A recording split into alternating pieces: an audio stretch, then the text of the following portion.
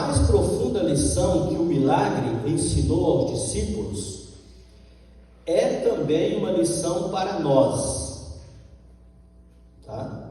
Então ela aqui está aplicando para o nosso tempo. Ela diz, é uma lição também para nós. Aí ela fala assim: Jesus, aquele cuja palavra pôde apanhar os peixes do mar, podia igualmente impressionar corações humanos, atraindo-os com as cordas do seu amor, de maneira que os seus servos se tornassem pescadores de homens. É um texto meio comprido, né? Mas eu vou ler para você entender. Aquele cuja palavra pôde apanhar os peixes do mar, podia igualmente impressionar corações humanos, atraindo-os com as cordas do seu amor, de maneira que os seus servos se tornassem pescadores de homens. O que Jesus ele quer dizer aqui? Ele quer ensinar. Eu pergunto para você, amigo ouvinte, ganhar almas é um trabalho fácil ou difícil?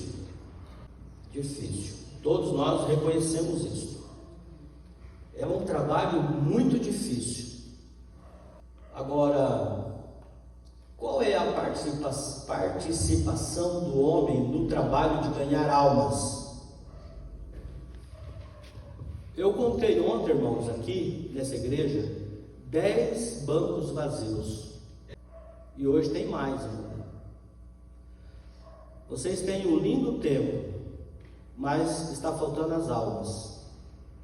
Vocês podem dobrar e até triplicar o número de membros dessa igreja, para ficar uma igreja saudável, uma igreja ativa, atuante. Por isso que eu te pergunto, qual é a participação do ser humano na salvação das almas? Às vezes você pensa que você está na sua profissão porque você escolheu estar nela, mas eu queria levar você a pensar diferente. Talvez você pense que você é jovem porque a circunstância te favorece ou te favoreceu e você é jovem, mas não é assim por acaso. Você está na sua profissão, e eu não sei qual é, pode ser dona de casa, pode ser médico, enfermeiro, pode ser trabalhador da construção, pode ser funcionário público, pode ser lá, eu não sei qual é a sua profissão, mas Deus ele não quer que você apenas faça a sua profissão por fazer. Ele não quer que você esteja na sua profissão somente por estar na sua profissão. Na verdade, Ele tem algo maior para você. Ele espera algo maior de você, que é tornar você e eu pescadores de homens. Mas eu quero dizer para você, amigo ouvinte, pescar homens não é uma tarefa fácil. Essa tarefa não compete a nós. Agora parece que estou entrando aqui em contradição. O Renan é um jovem da minha igreja, e quando eu preguei esse sermão lá na igreja dele, no final do culto ele me contou uma história. Ele disse assim: um dia eu estava pescando com meu pai, e eu tinha 5 ou 6 anos, estava lá na beira do lago, querendo pegar um peixinho, e eu não pegava nada, e já estava ali me distraindo, e o meu pai olhou para mim, e quando o meu pai fisgou um peixe lá, de uma maneira que distraída, mas proposital, ele me chamou e disse: Renan, vem aqui, cuida aqui do meu anzol que eu vou sair, e se algum peixe pegar, você puxa. E aí o Renanzinho ficou ali, né, na beira do lago, e o peixe já estava na linha, irmãos, porque o pai tinha pescado. E aí o pai saiu, ficou mais distante, e era um peixe grande. E o Renan, irmãos, ele teve a maior dificuldade de puxar aquele peixe da água. Mas ele puxou o peixe, levou para o barranco, e lá ficou olhando o peixe se bater. Diz ele que nunca sentiu uma alegria tão grande quanto aquela. Percebe? É o que Jesus quer fazer. Pescar almas não é um trabalho fácil. Mas o Senhor Jesus pode fazer isso. E ele tá falando assim: olha, eu quero te impressionar cuidando de você, quero trabalhar na sua vida de maneira que você vai ser um colaborador meu. Nós vamos pescar juntos. E ele vai pegar o peixe e colocar na sua mão. E você só vai apenas tirar da água. É o que você pode fazer. E foi por isso que ele fez o milagre, inclusive os 2 milagres. O primeiro milagre, Pedro ficou tão impactado, irmãos, que Pedro falou: Senhor, retira-te de mim que sou pecador. Ou seja, Pedro viu a sua pecaminosidade e ele viu a santidade de Jesus. E era isso que Jesus queria provocar. Agora, a segunda pesca, irmãos, os discípulos estavam dispersos. Você percebe que 7 deles tinham voltado para pescar.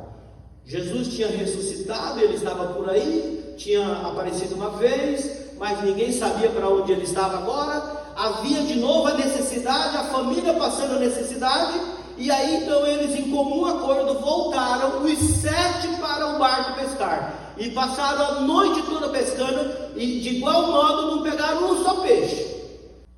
A mente deles tinha saído do ministério e tinha voltado para as coisas seculares. E aí Jesus então apareceu na praia de madrugadinha, né? Conversou da praia com eles e disse: olha, lance a rede do lado direito do barco. E eles foram e lançaram as redes, e diz a Bíblia que eles pegaram 153 grandes peixes, tá? Aí eu te pergunto, por que foi contado e contabilizado e deixado escrito 153 grandes peixes? Sabe por quê? A primeira pesca é um símbolo do início do ministério de Jesus. Diz o texto que na primeira pesca eles pegaram tanto peixes que os 2 barcos quase foram a pique. Um símbolo do que Jesus ia colher de almas através deles.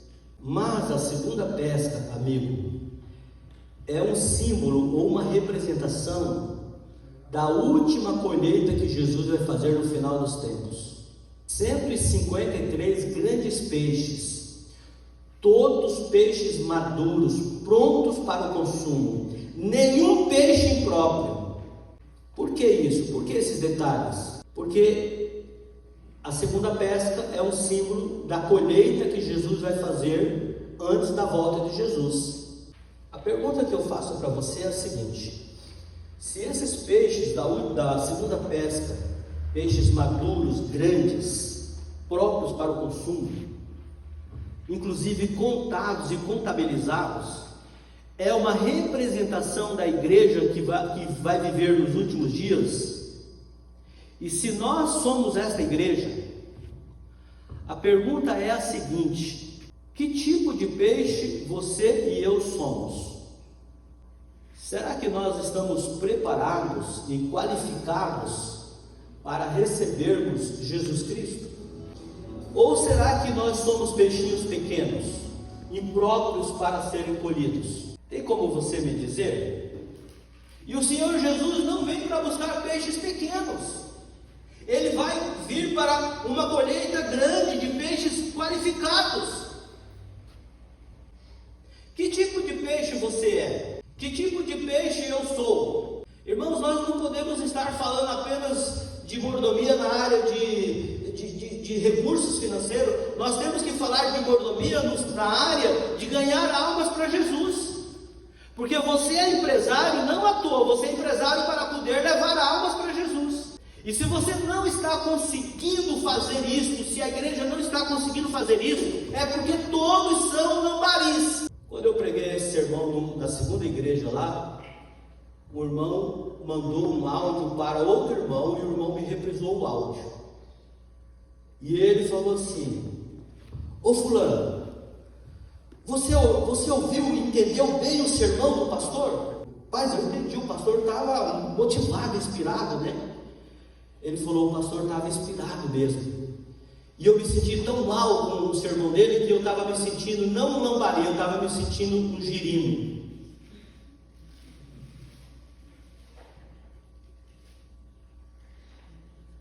Irmãos, nós temos que amadurecer. e amadurecer rápido. Você tem que crescer, e crescer rápido. Você tem que se desenvolver e se desenvolver rápido. Você não pode continuar sendo esse cristão sempre dependente, ou esse cristão sempre fraco. Você precisa crescer urgente, porque Jesus vem buscar peixes grandes. Ele não vai te qualificar sendo você um peixinho pequeno. E foi por isso que ele fez o milagre, os 2 milagres. Ele quer te impressionar. Ele cuida de você. Ele supre as suas necessidades. Ele faz milagres para você estar vivo.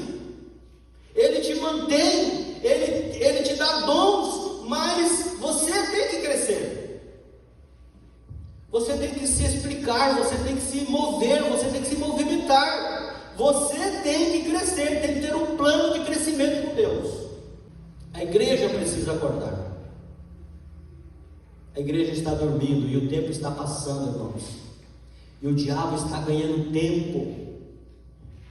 O diabo está ganhando tempo. O pecado, irmãos, está entre nós.